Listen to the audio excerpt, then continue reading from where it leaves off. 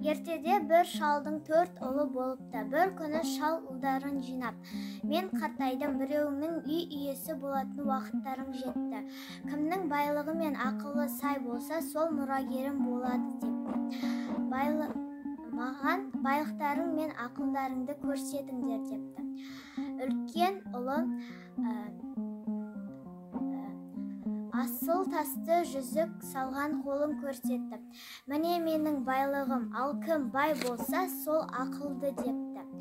Екінші ұлы асыл киімдерін киіп әдеміленіп келеді де: "Мені мұндай түрімде көргендер байлығым мен ақылымның алдында бас киеді" депті.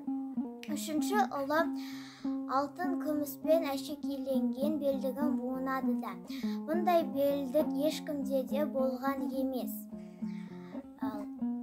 Шал үлкен ұлдарына қарап басын шайқайды да ең кіші ұлына: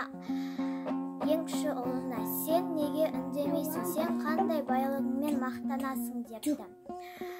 Сонда кіші ұлы: "Менің асыл тасты жүзігім де, асыл киімдерім де, алтын күміспен әшекейленген белдігім де жоқ. Тек еңбексүйгіш екі қолым, қайрат жігерге толы жүрегім бар" депті. Шалға кіші ұлының жауабы